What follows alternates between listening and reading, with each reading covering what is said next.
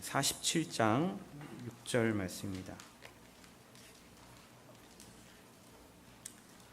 52페이지에 보시면 47장 6절 말씀부터 12절 말씀까지 우리 한 절씩 교독하며 읽도록 하겠습니다. 그 사람이 내게 물었다. 사람아, 이것이 보이느냐? 그런 뒤에 그 사람이 나를 데리고 강 언덕으로 다시 올라갔다.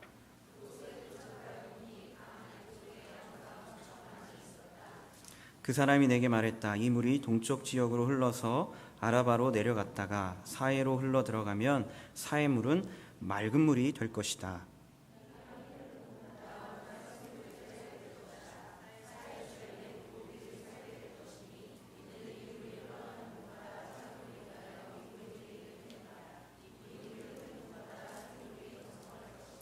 바닷가에는 어부들이 많이 모여들 것이며 엔게디에서부터 에네글라임까지 모두 금을 치는 곳이 될 것이다. 마치 지중해의 물고기 종류처럼 이곳에도 물고기 종류가 수없이 많아질 것이다. 다 같이 읽겠습니다. 그 강 언덕 양편에는 온갖 종류의 과일 나무가 자랄 것이며 그 잎사귀가 시들지도 않고 열매가 떨어지지도 않을 것이다. 물이 성소에서부터 흘러나와 과일 나무들을 적시기 때문에 나무들이 달마다 열매를 맺을 것이다. 나무 열매는 식량으로 쓰고 나무 잎사귀는 약으로 쓸 것이다. 아멘. 한 주간 동안 잘 지내셨나요? 네. 오늘은 에스겔에 대한 말씀을 가지고 우리가 함께 살펴보는 시간 갖도록 하겠습니다. 우리가 20강을 이제 하면서요, 저희가 총 40강까지 있습니다. 그래서 그냥 중간 점검을 하는 의미에서 한번 맨 처음부터 우리가 좀 이렇게 지도가 이렇게 되는군요. 이런 기능이 있는지 지금 알았습니다. 자, 우리가 한번 살펴보도록 하겠는데요. 그 앞에 보시면 그 지도가 바로 여기 나오는 지도입니다. 그래서 지금 우리가 한번 이 구약을요, 맨 처음 창세기부터 이 지도를 통해서 한번 이렇게 머릿속으로 한번 정리해 보는 겁니다. 지금 저 선이요, 바로 창세기의 이야기를 주로 담고 있는 그 통로를 지금 지도에 나타낸 것입니다. 물론 정확하게 그 에덴 동산의 위치는 알 수 없습니다. 그러나 성경 안에서 그 문맥적으로 파악했을 때 예상되는 위치가 저쪽 메소포타미아 지역입니다. 그리고 자, 여기가 바로 그 갈대아 우르입니다. 그래서 이제 아브라함이 여기서부터 이제 여정을 시작합니다. 그래서 이렇게 쭉 해서 이곳 이스라엘 땅에 이제 도착을 하게 됩니다. 그리고 이제 요셉이 이곳 애굽으로 팔려가게 되고요. 그리고 야곱의 모든 가족과 모든 사람들이 이제 함께 애굽으로 가게 됩니다. 여기까지 이야기가 바로 이 창세기의 이야기입니다. 우리가 지도로 한번 이렇게 살펴봤습니다. 한번 머릿속으로 생각해 보시면 좋을 것 같습니다.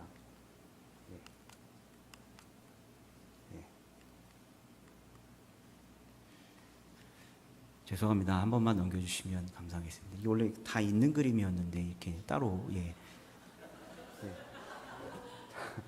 그 다음에 우리 출애굽기입니다. 제가 출애굽기 감사합니다. 이제 출애굽기 하는 장면이 이 지도를 따라서 이쪽 방향으로 이렇게 내려갑니다. 그리고 여기에 성막을 만드는 장소이고요. 이제 레위기의 이야기, 민수기의 이야기, 이제 광야에서의 이야기가 들어옵니다. 그리고 이제 쭉 올라가면요, 이제 여기에서 신명기의 이야기가 여기에서 선포가 되어집니다.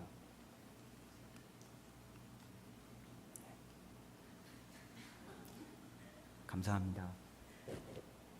여기 신명기 나왔습니다. 신명기 나오고요. 이제 여기가 이제 요단강입니다. 여기서 이제 여호수아가 나오고요.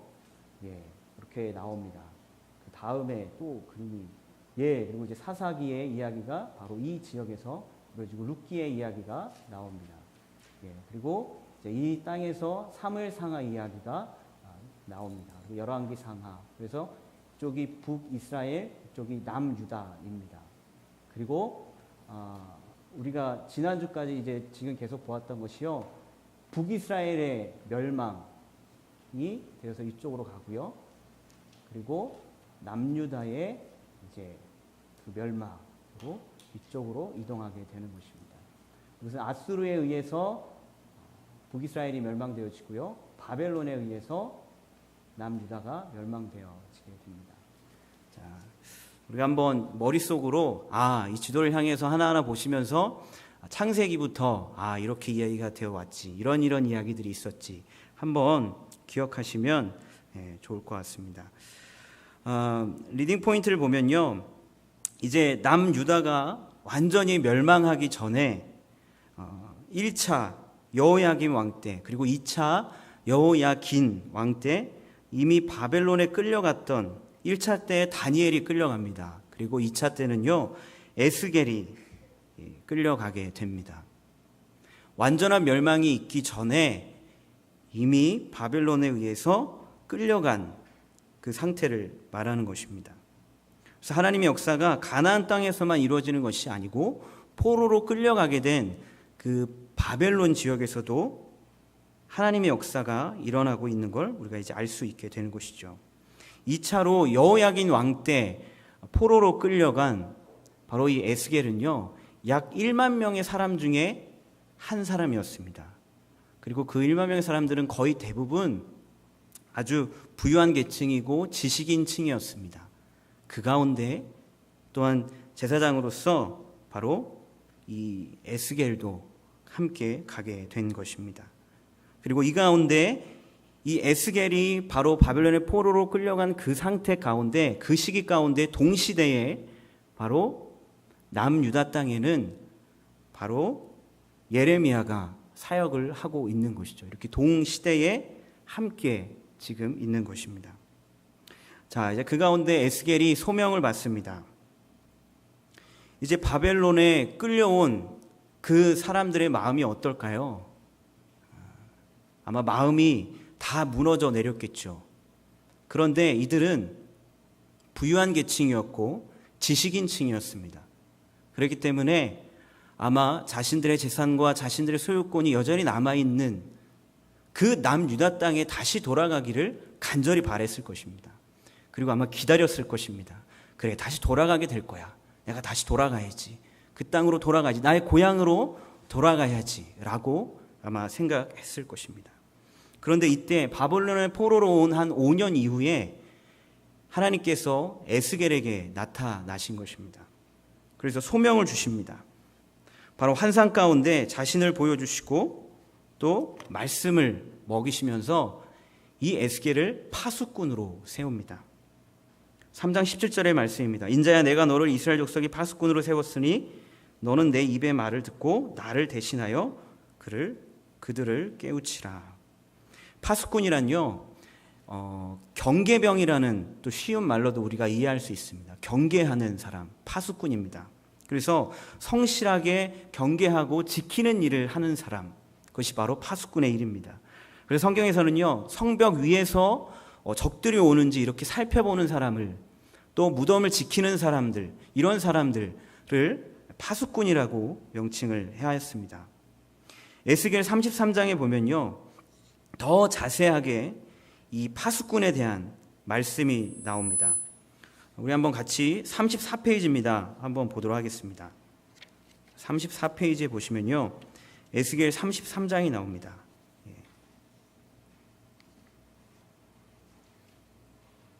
맨 밑에 쪽에 있습니다. 자, 거기에서 4절 말씀만 다 같이, 그 다음 넘어가야 되네요. 35페이지. 네. 4절 말씀 한번 다 같이 읽도록 하겠습니다. 시작. 그때 만약 어떤 사람이 나팔 소리를 듣고도 경고를 받아들이지 않아 칼이 와서 그의 생명을 가져갔다면 그의 피 흘림은 그 자신의 탓일 것이다.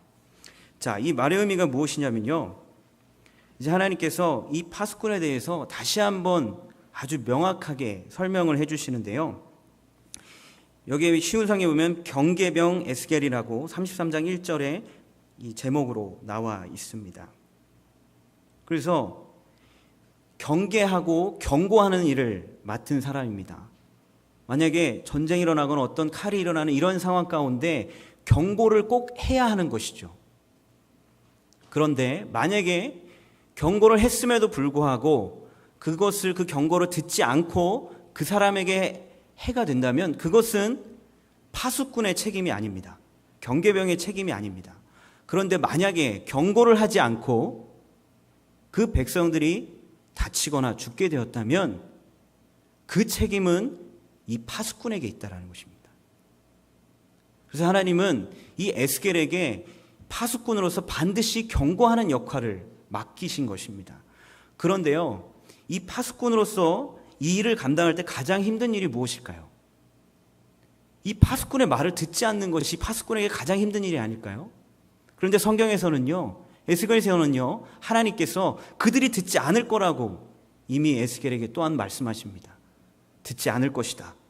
그런데 듣든 듣지 않든 너는 경고해야 한다라고 말씀하시는 것입니다. 그리고 경고하지 않으면 바로 그 모든 책임은 이 에스겔의 책임이라는 것입니다. 사실 하나님의 말씀은요, 우리에게 우리의 삶 가운데 이런 경계병과 마찬가지입니다. 우리에게 경고해 주는 역할을 감당합니다. 매일매일 우리가 하나님의 말씀을 묵상하는 것은 바로 그 말씀을 통해 내 삶에, 내 생각에, 나의 상황 가운데 어떤 걸 경고해 주시고 어떻게 살아가야 되는지 말씀해 주시는 것입니다. 근데 그 경고를 우리가 제대로 듣지 못하면 어려움에 처할 수도 있고요. 지금 이 에스겔서의 말씀을 봤을 때는 불순종의 삶을 계속 살아갈 수 있다라는 것입니다. 이 파수꾼의 역할을 맡은 이 에스겔이 이제 그 일들을 본격적으로 감당하게 됩니다. 그래서 에스겔은 2번입니다. 환상 가운데 이스라엘 백성들의 악한 죄와 성전을 더럽히게 하는 죄들을 보게 됩니다. 하나님께서 보여주신 환상과 명령에 순종해서요, 이 모든 일들을 감당합니다. 그리고 상징적인 그 행동들을요, 하나님께서 말씀해 주셔서 그것들을 하나하나 하게 됩니다. 4장에 보면 그 상징적인 행위가 나오는데요, 4가지로 나옵니다. 첫 번째는 바로 바벨론에 의해서 포위될 것이라는 것을 상징적으로 가르쳐 줍니다. 바로 하나님께서요, 이 에스겔에게 토판을 가지고 마치 그 유다 땅에 그 예루살렘 성전과 같이 그리고 그렇게 해서 거기에 철판을 세워서 이런 모습으로 이 예루살렘이 곧 멸망할 것이다라고 분명하게 보여주시는 것입니다. 바로 바벨론에 의해서 포위되고 전쟁이 일어날 것이라는 것입니다. 그리고 두 번째는요, 바로 고통의 기간을 상징적으로 보여줍니다. 왼쪽으로 390일을 누우라고 말씀하십니다. 여러분, 390일을 눕는 것이 쉬운 일이 아니죠. 계속 이렇게 누워만 있는 것입니다. 390일 동안. 그리고 나서는 40일 동안 오른쪽으로 계속 이렇게 누워 있으라고 하나님께서 말씀하십니다. 그리고 그것이 바로 무엇이냐면 고통의 기간이 될 것이다 라고 말씀하시는 것입니다. 그리고 세 번째는 극단적인 기근을 상징적으로 나타내 보이십니다. 거룩한 백성이 먹어서는 안 될 음식까지도 먹게 될 것이라는 것입니다.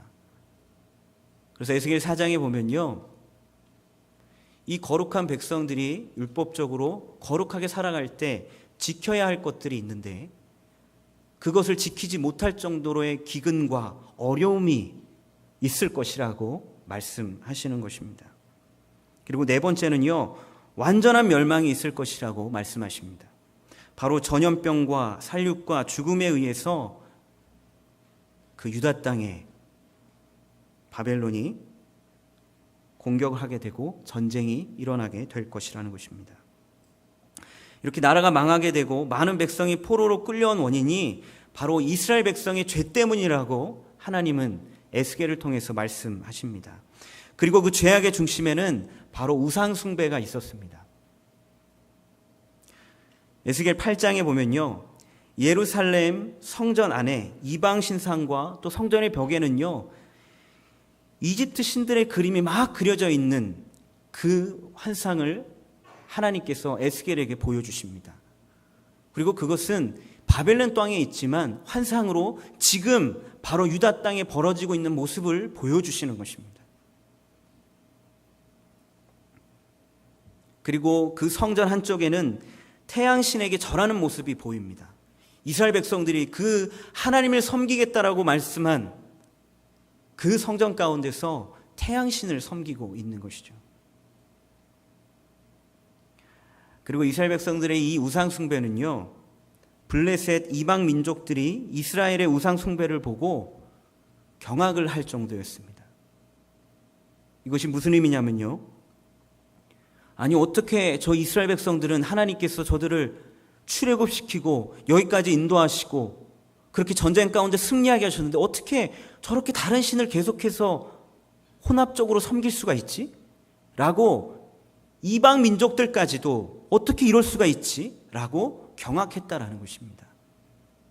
그 유다 땅에 있는 이스라엘 백성들의 모습이 얼마나 깊은 죄악 가운데 하나님이 아닌 우상을 숭배하고 있었는지 알 수 있는 것입니다. 무엇보다 에스겔 20장 49절에 보면요, 내가 이르되 아하 주 여호와여 그들이 나를 가리켜 말하기를 그는 비유로 말하는 자가 아니냐 하나이다 하니라. 이것이 어떤 의미냐면요, 에스겔이 그 바벨론 땅에 있는 이스라엘 백성들에게 말합니다. 이렇게 될 겁니다. 지금 유다 땅의 상황이 이렇습니다. 이렇게 멸망될 것입니다. 라고 말하는데 그 포로로 끌려온 그 사람들이 뭐라고 이야기하냐면, 이 개역개정의 성경을 메시지 성경에서는 이렇게 말합니다. 비유로 말하는 자가 아니냐라는 그 부분을 심지어 지어낸 것이 아니냐라고 번역되어져 있습니다. 에스겔을 향해서 그거 지어낸 거 아닙니까? 그럴 리가 없습니다 라고 자신들의 죄악을 인정하지 않았다라는 것입니다.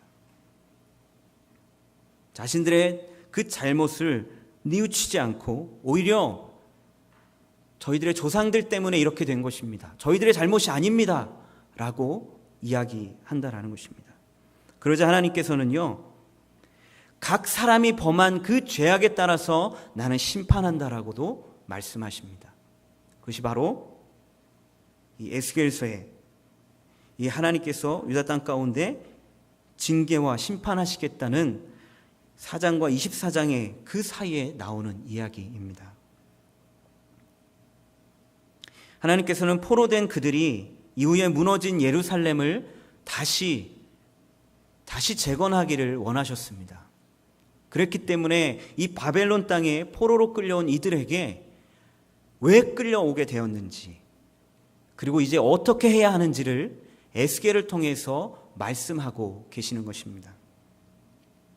에스겔 20장 32절에 보면 너희가 스스로 이르기를 우리가 이방인 곧 여러 나라 족속같이 되어서 목석을 경배하리라 하거니와 너희 마음에 품은 것을 결코 이루지 못하리라.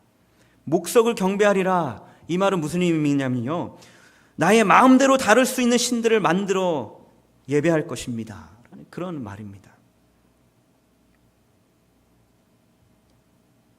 이렇게 우상 숭배의 자리에 나아갔기 때문에 하나님의 그 심판을 받게 된 것이죠.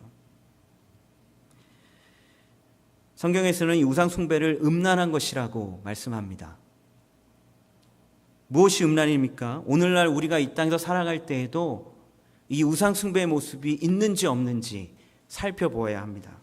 하나님 대신에 세상의 부와 권력에 내 생애를 맡기는 것, 세상의 가치관과 타협하며 살아가는 것, 그것이 결국은 성경에서 말하는, 바로 에스겔에서 말하는 영적인 음란함과 다를 바가 없다라는 것입니다. 그렇다면 우리의 삶은 어떤지 살펴봐야 할 것입니다. 내가 하나님을 향해서 이 땅 가운데 적당히 타협하며 살아가는 거 있는 건 아닌지, 이 세상의 법이 괜찮으니까 하나님의 법 또한 꼭 지켜야 한다라고 생각하지 않고 그냥 세상의 법 그것까지만 지키면 되죠. 그러나 사실 하나님의 법이 이 세상의 법을 다스린다는 것을 우리는 알고 지키며 살아가야 할 것입니다. 그리고 하나님을 알아가되 혹시 내 마음이 뜨겁지도 차갑지도 그저 미지근한, 그저 타협하며 그렇게 살아가는 그런 상황은 아닌지, 만약 그렇다면 우리는 에스겔서의 말씀을 통해서 돌이켜야 한다라는 것이죠. 세 번째로 이제 이방 민족에 대한 심판의 선언입니다.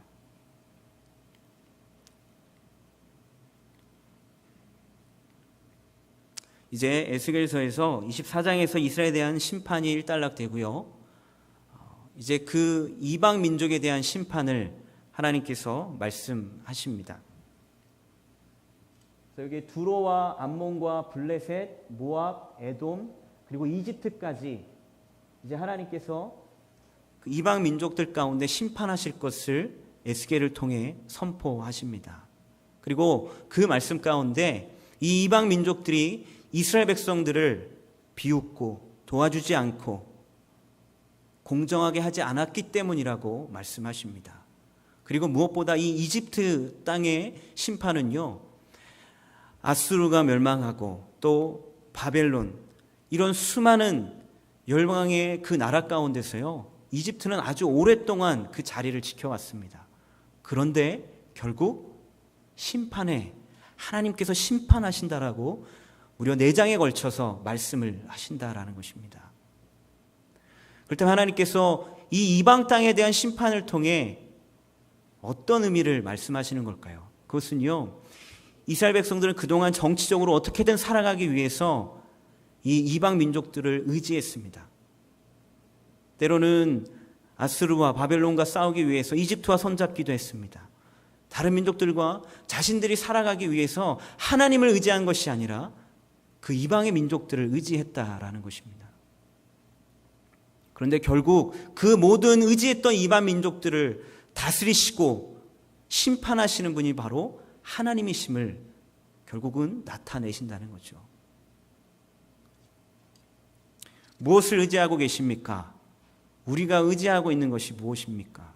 의지하고 있다라는 것은 내가 무언가를 선택하고 있다라는 것입니다. 여러분의 삶 가운데 하나님을 선택하며 살아가고 계십니까? 아니면 당장 내 눈에 보이고 내 귀에 들리고 내가 이해되는 대로 옳다고 생각되어지는 이 세상의 것들에 의지하며 살아가고 계십니까? 하나님께서는요, 반드시 하나님만을 의지하는 자를 돌보신다라는 것입니다. 우리가 진정 의지할 분은 바로 하나님 한 분뿐이라는 것입니다. 4번입니다. 이제 유다의 회복에 대한 예언입니다. 이제 예루살렘 멸망 소식이 바벨론의 포로들에게도 전해집니다.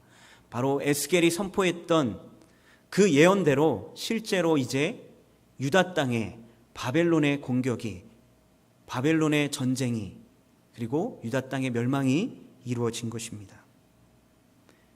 이제 더 이상 예루살렘 땅에서는 별다른 희망을 품을 수 없는 그런 상황 가운데 처해졌습니다. 포로된 백성들은 어떤 생각을 했을까요? 이제 우리 나라가 없어졌다.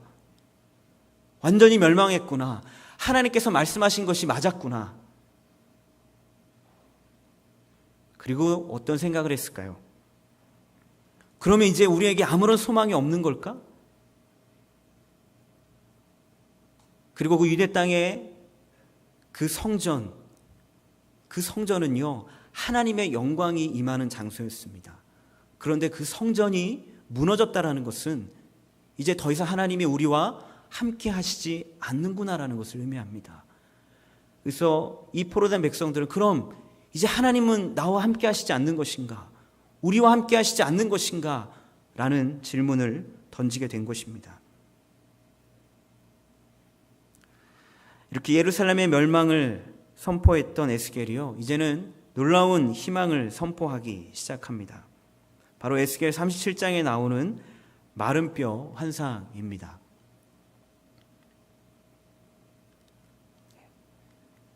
네, 감사합니다.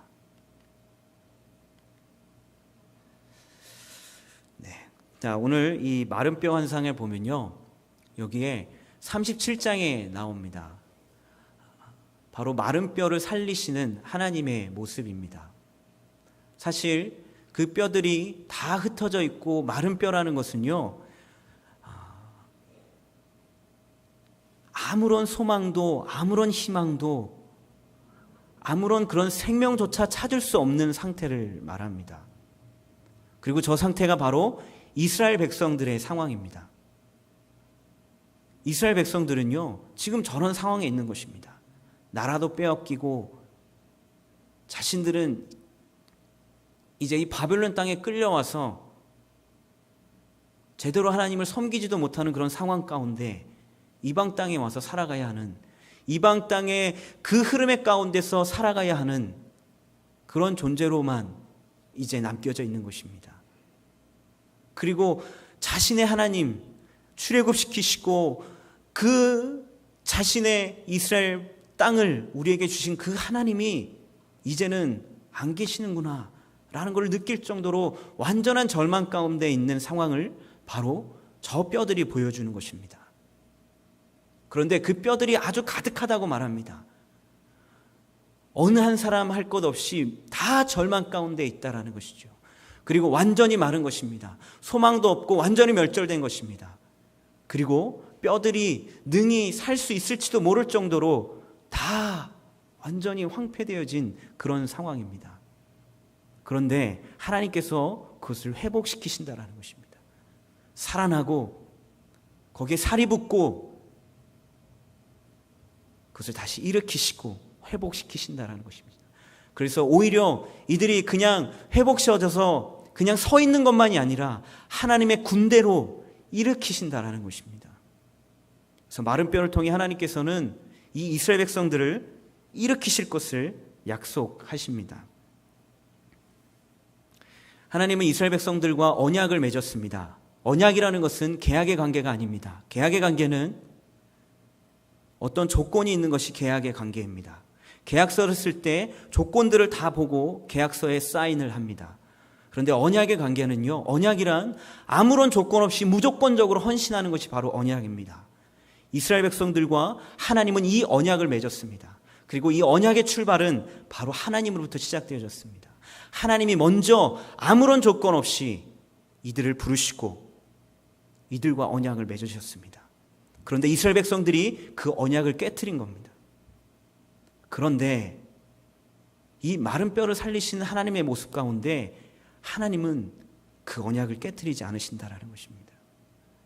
아무런 조건 없이 이 마른 뼈들을 살리시고 하나님의 군대로 다시 일으키셨다라는 것입니다. 이제 이 에스겔의 설득으로 포로민들은 바빌론에 있는 다른 민족 포로들과는 달리 희망을 품고 살아갑니다. 하나님을 향해 나아갑니다. 바빌론에 머물고 있는 이들의 이제 후손들이 후에 이스라엘 땅으로 돌아가 그 성전을, 그 예루살렘을 재건하게 될 것입니다.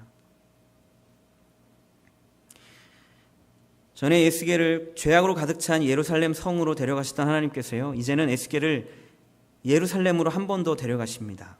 그래서 이번에 보여주신 예루살렘은 화려하게 재건될 미래의 모습이었습니다. 그 성전을 보여주십니다.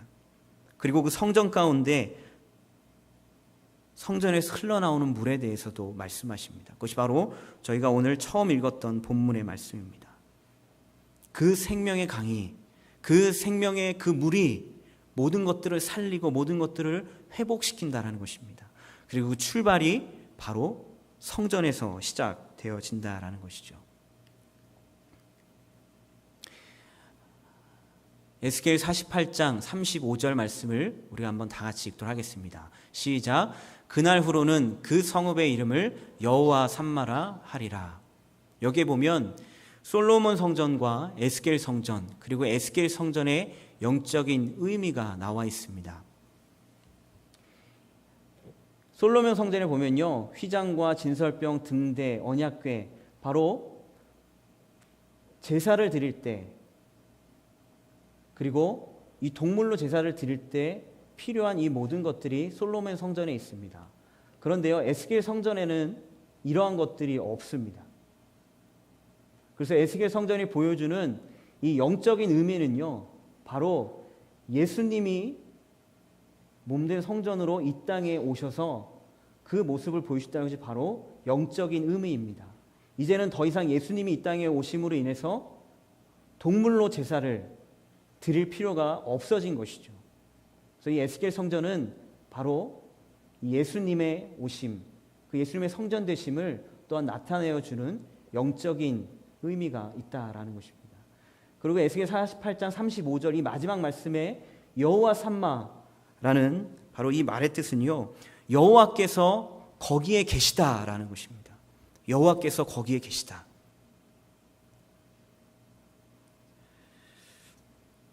여호와 하나님이 그 자리에 계신다라는 것입니다. 에스겔을 읽어보시면 아시겠지만요, 어떤 부분에서는 참 참혹하고 심판의 장면, 그리고 회복과 다시금 치유하시는 장면들이 나옵니다.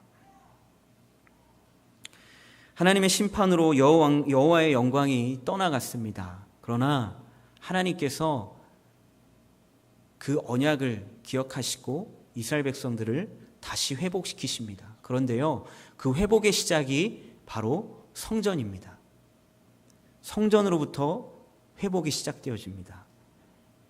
이것은 지금의 우리에게는 어떤 의미냐면요, 우리의 삶 가운데 혹 무너진 부분들이 있다면, 하나님과의 관계 가운데 감격과 감동이 사라진 부분들이 있다면요, 바로 예배로부터 회복되어져야 한다라는 것입니다.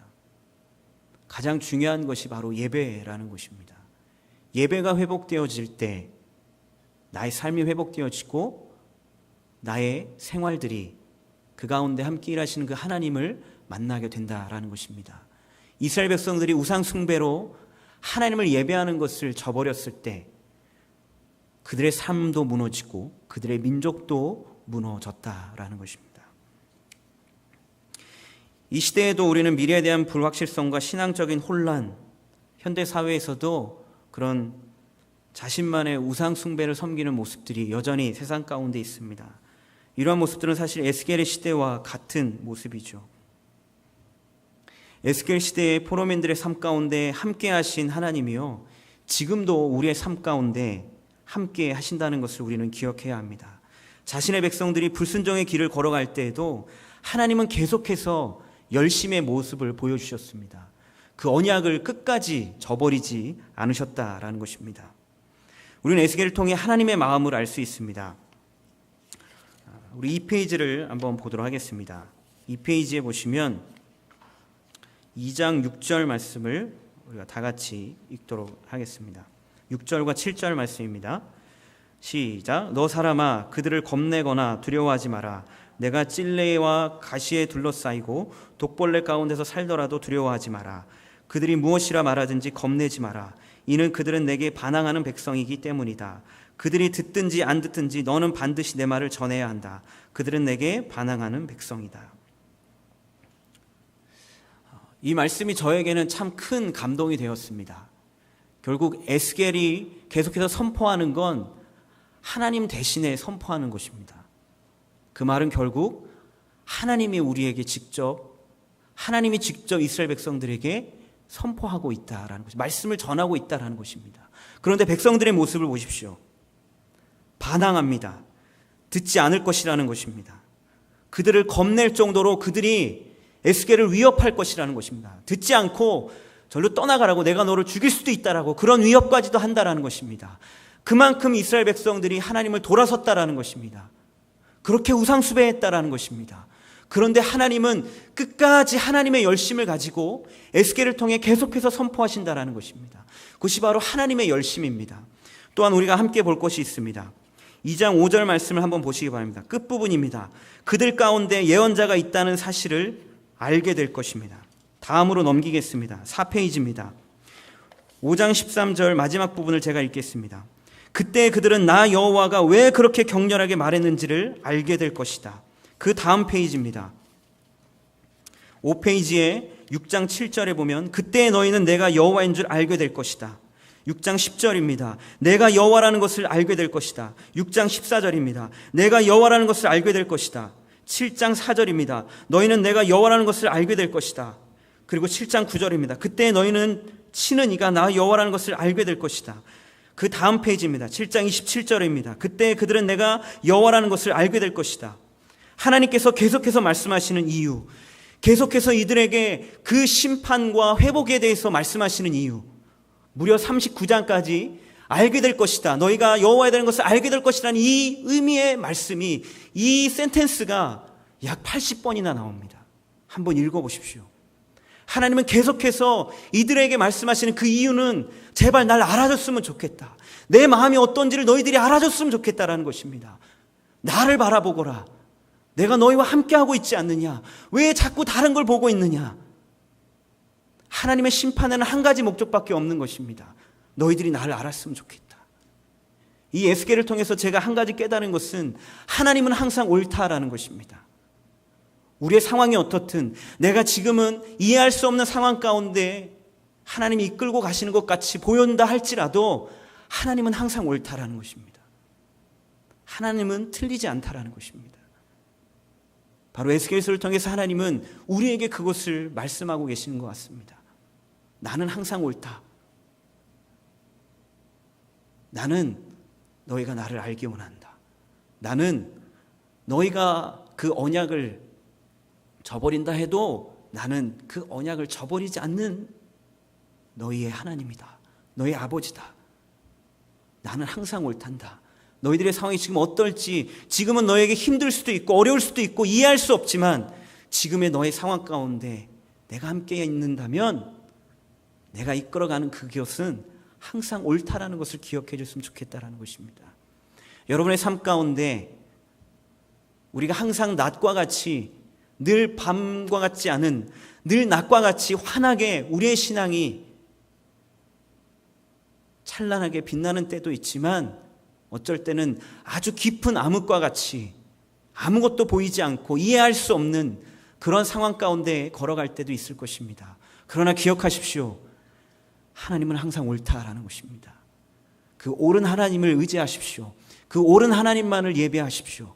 그 옳은 하나님의 말씀에만 반응하시는 저와 여러분이 되기를 주님의 이름으로 축원합니다.